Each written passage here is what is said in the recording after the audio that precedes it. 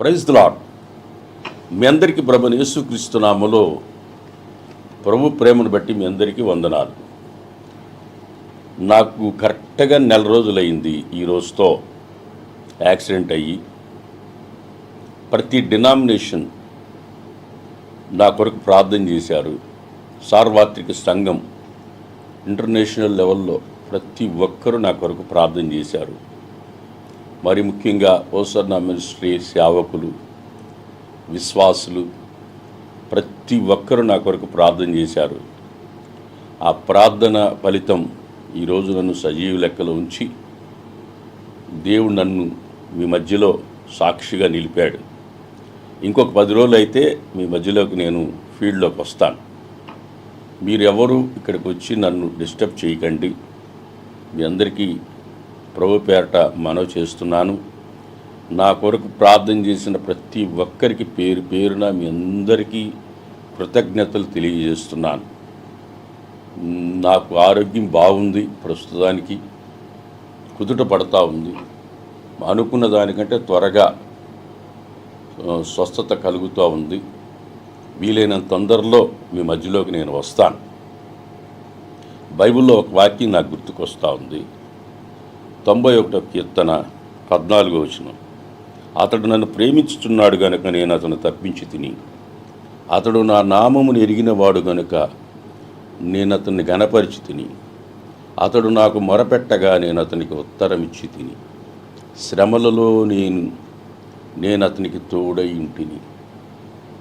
దేవుడు ప్రేమించే వారికి ఆయన ఎప్పుడు తోడుగా ఉంటాడు.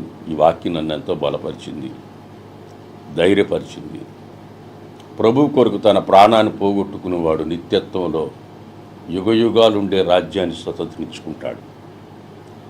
అలాగే ప్రభు కొరకు క్రైస్తవుడు మరణానికి భయపడడు. క్రీస్తు కొరకు బ్రతికితే క్రీస్తు, సావైతే లాభం, బెనిఫిట్. అపోస్తలుడైన పౌలు అంటాడు, మరణం నాకు అది ఎంతో ఆశీర్వాదకరం అంటాడు. ప్రియమైన దేవుని బిడ్డలారా, మరణానికి భయపడేవాడు క్రైస్తవుడే కాదు. నేను 16 ఏట సేవలు అడుగుపెట్టాను. ఇప్పుడు నాకు 60 ఏళ్ళ వయసు.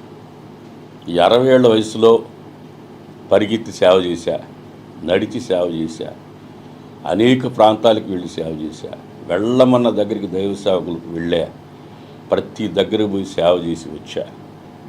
ఇప్పుడు నాకు ఒక కాలు తీయాల్సి వచ్చింది, రైట్ లెగ్ తీయాల్సి వచ్చింది.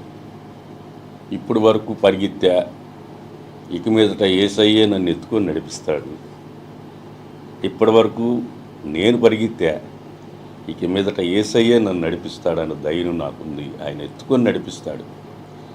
కడశ్వాస వరకు.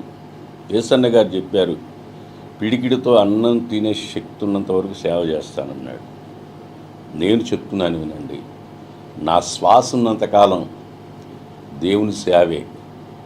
నన్ను మా అమ్మ తల్లి గర్భంలో పడక మునిపే నన్ను ప్రభువుకి ప్రతిష్ఠించింది. 1964లో ప్రభువుకి పుట్టిన బిడ్డను ఇచ్చుకుంటే ఇస్తానని మాట ఇచ్చింది.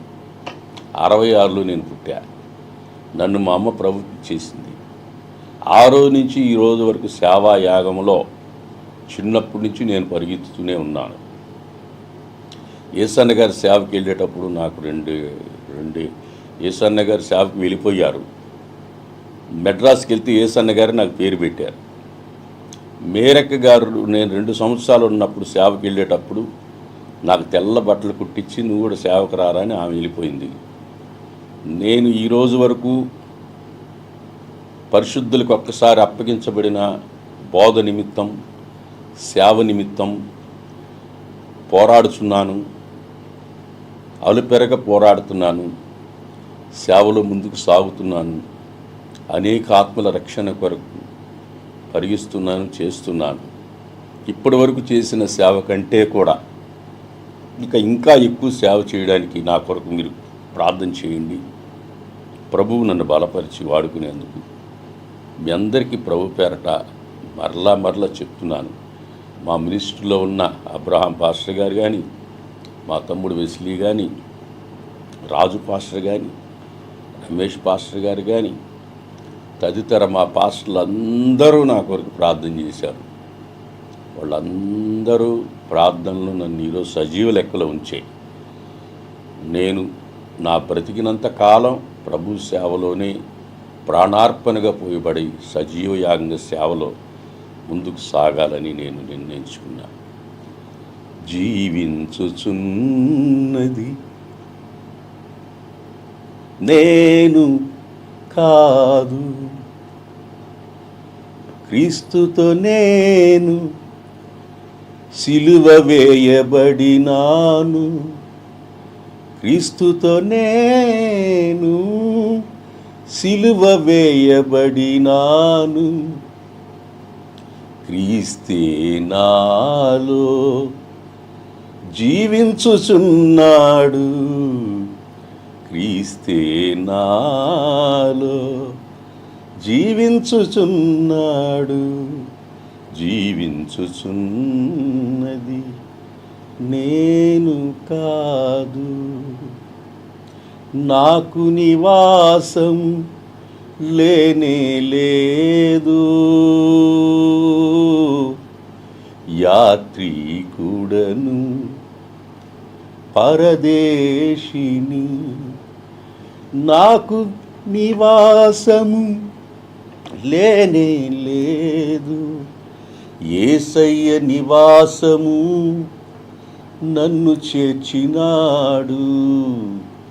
జీవించుచున్నది నేను కాదు, జీవించుచున్నది నేను కానే కాను. Praise the lord. మీ అందరికీ మరొకసారి ప్రభు పేరట వందనాలు. మీ Freddy Paul. Praise the Lord. God bless you.